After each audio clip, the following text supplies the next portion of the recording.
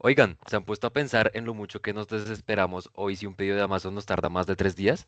Nos parece una eternidad, pero si retrocedemos 2000 años, el concepto de tiempo era otra cosa. Si querías un poco de pimienta o una tela diferente, tenías que esperar meses o incluso años a que una caravana cruzara medio mundo.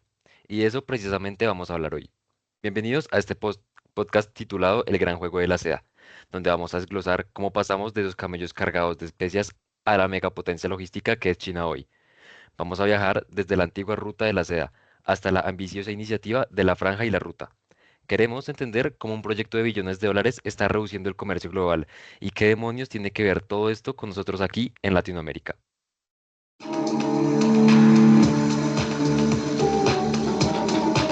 Bueno, es un contraste increíble. Si miras un mapa satelital de Asia Central, lo que ves es vacío, kilómetros de desierto y montañas imposibles. Pero tal vez hace 2000 años ese vacío era el corazón palpitante del planeta, porque no había fibra óptica, pero tenías camellos moviendo secretos, pólvora y seda. Era el internet de la época, pero a paso de animal. Eh, y es que, piénsalo, no solo era mercancía, era la primera vez que un romano probaba algo que venía de una cultura que ni siquiera sabía que existía. Era una globalización primitiva, pero sumamente arriesgada. Y hoy vivimos un déjà vu. China decidió que el siglo XXI no le pertenece solo al Atlántico. La iniciativa de la Franja y la Ruta o el BRI es el rediseño geopolítico más ambicioso desde la Segunda Guerra Mundial. Estamos hablando de conectar a más de 150 países bajo una misma lógica logística. Y antes de entrar en un debate profundo, nosotros somos Julián, Aleja, Samuel y yo, Matías. Este es un ejercicio académico para la clase de Introducción a los Negocios Internacionales, pero queremos que sea más que eso. ¿Cómo realmente conecta a ese mercado antiguo con un ingeniero chino que hoy construye un megapuerto en Perú?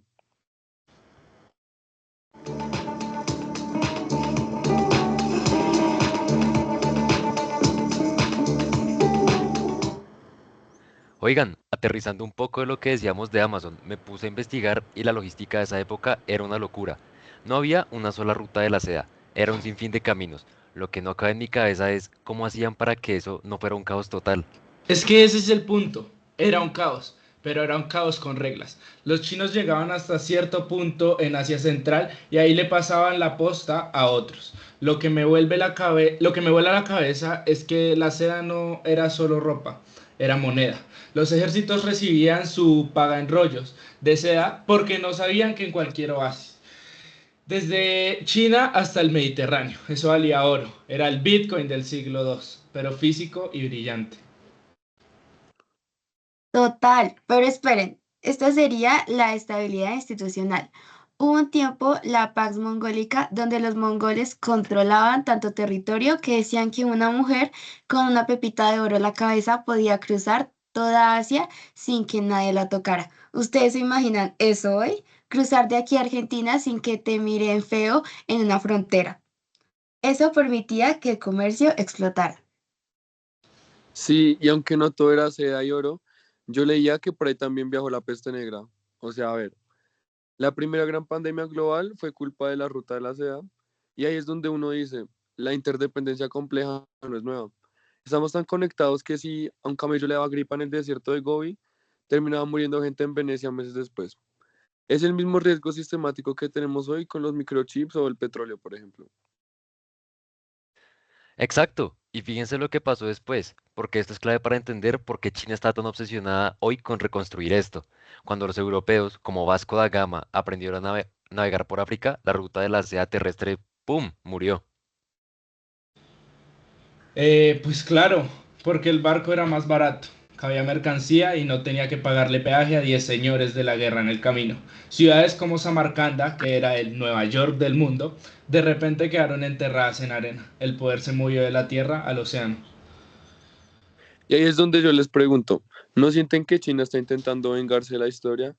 Llevamos 500 años donde el que manda es el que tiene los mejores barcos, primero Inglaterra y luego Estados Unidos. China ahora dice, voy a poner trenes, voy a poner carreteras, voy a volver a hacer que la tierra sea más importante que el mar. Es un giro de 180 grados a la geopolítica que conocemos.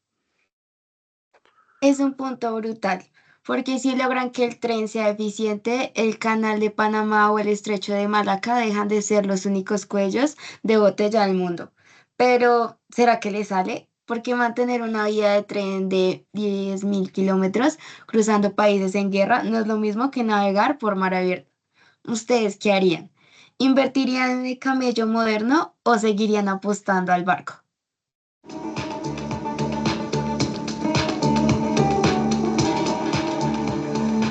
Metámonos en la plata, porque $1 billón no se gasta así como así. Si usamos el paradigma OLI de Dunning, China es el caso de estudio perfecto. Tienen la propiedad, tecnología punta y una chequera infinita. Ella y hermano, espera, porque no es solo que tengan la plata, es que buscan la localización con una precisión quirúrgica. No invierten donde sea, invierten en Grecia, en Djibouti, en Pakistán. Son puntos estratégicos para controlar el flujo del mundo. Pero, ¿vieron lo de la internalización? Casi no contratan de empresas locales, mandan a sus propios ingenieros, su propio acero, hasta su propia comida.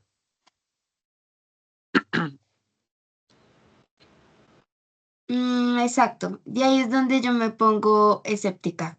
¿Qué le queda al país que recibe la obra? ¿Solo el cemento? Porque la famosa trampa de la deuda no es el mito. Miren lo de Sri Lanka. No pudieron pagar y entregaron su puerto por 99 años. Eso en mi pueblo se llama perder la soberanía, no hacer negocios. Yo quiero dar un paso atrás, porque es fácil decir eso pues desde un escritorio, pero ponte en los zapatos de un ministro en África. Occidente llevan décadas ignorándolos o pidiendo mil reformas políticas para prestarles $1.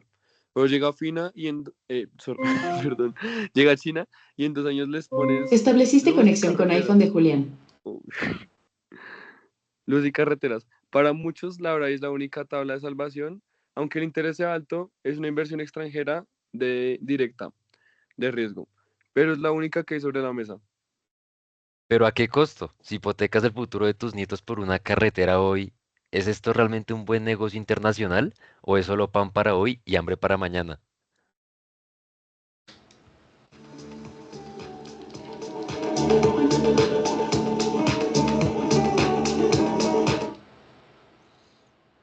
Bajemos esto a tierra, porque si no parece que hablamos de Marte. Hablemos de Perú y el puerto de Chancay. Esto es la ruta de la seda, es nuestro patio trasero. ¿Ustedes dimensionan lo que son 3.500 millones de dólares en un solo puerto? Es una locura. China está construyendo un puerto de aguas profundas para que los barcos más grandes del mundo, esos que ni siquiera caben en otros puertos de la región, y de esta manera lleguen directo. Quieren que Chancay sea el Shanghái de Latinoamérica. Y lo que decíamos del tiempo de Amazon al principio. Aquí se aplica perfecto. Hoy un barco de Perú a China tarda aproximadamente 40 días y con Chancay va a tardar 25, 15 días menos. Eso para un exportador de arándanos o de cobre es la diferencia entre ganar una fortuna o que el producto se le dañe. Pero piensen en la carambola geopolítica. Si Brasil conecta sus carreteras con este puerto en Perú, toda la soja brasileña dejaría de salir por el Atlántico y saldría por el Pacífico. Estaremos viviendo como China puentea el canal de Panamá y la influencia de Estados Unidos en la región. Pero a ver, ¿Perú realmente gana o solo le estamos dando las llaves de nuestra casa a China para que ellos saquen sus materias primas más rápido? Porque el control del puerto es de una empresa estatal china, no del gobierno peruano. Ahí es donde la teoría de la interdependencia compleja se vuelve real. Estamos amarrados a ellos, nos guste o no.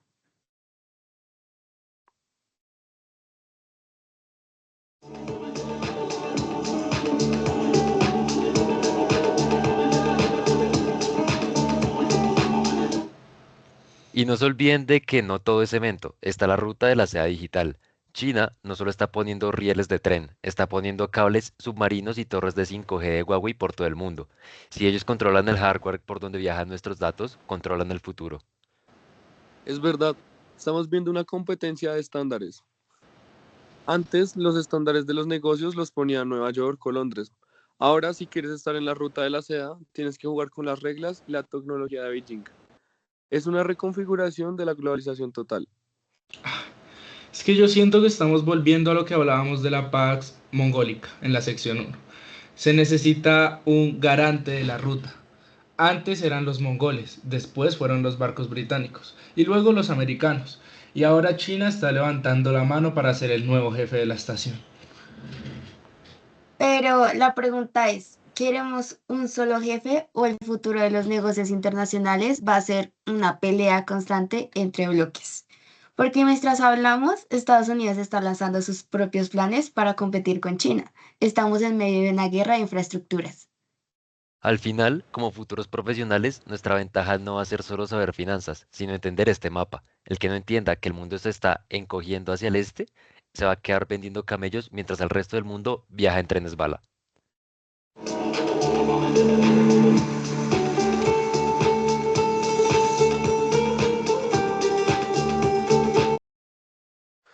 Bueno, ya se nos está acabando el tiempo, pero no quiero que cerremos esto sin mojarnos o opinar un poquito. Después de todo lo que hemos hablado, desde los camellos hasta el puerto de Chancay, ¿con qué se quedan? ¿Optimismo o miedo? ¿Sabes con qué me quedo? Con que la geografía no es una cárcel. China nos está demostrando que si tienes la plata y la voluntad política, puedes mover montañas literalmente. Me quedo con la idea de que el mapa que conocíamos con Estados Unidos como el único sol se está volviendo un sistema con varios soles. Es un mundo mucho más complejo, pero quizás más interesante para los negocios. Yo voy por otro lado. A mí me vuela la cabeza pensar en el factor humano. Antes eran mercaderes jugándose la vida, hoy son algoritmos optimizando rutas de tren. Pero al final, la esencia es la misma, la curiosidad humana por lo que hay al otro lado de la frontera. Eso sí, me queda la espinita de la dependencia. ¿Estamos conectándonos o estamos siendo absorbidos por una sola visión del mundo? Esa es la pregunta del millón. Yo concluyo que para nosotros, en esta carrera de negocios internacionales, el chip tiene que cambiar. Ya no basta con saber inglés y mirar hacia el norte. El que no entienda cómo piensa Beijing o cómo funciona un puerto en el sudeste asiático se va a quedar fuera del juego. La ruta no es solo un cemento, es conocimiento. Sí, totalmente. Y yo quiero cerrar con esto. La historia es un ciclo. La seda de hace 2000 años era el microchip de hoy en día. Y el litio será la seda del mañana. El que controla la infraestructura por donde viajan estas cosas, controlará el ritmo del mundo. Exacto, y ojo que no se nos olvide, esto no es algo que pase allá lejos. Como vimos con Perú, la ruta de la seda ya está en nuestro barrio. Lo que decíamos hoy sobre estos proyectos va a definir sobre cómo viviremos en los próximos 50 años. Pues nada, qué buena charla. Me dejó pensando más de lo que esperaba. Gracias a todos por aguantarnos este rato de análisis profundo. Sí, esperamos que a los que nos escuchan les haya servido para ver que detrás de cada etiqueta de Made in China hay una historia de 2000 años de rutas, desiertos y barcos. Y muchas gracias a todos por conectarse. Esta fue nuestra mesa de análisis. Nos vemos en la próxima o quizás nos veamos en algún puerto de la ruta de la seda. Chao. Hasta la Chao, próxima. gracias. Chao, gracias.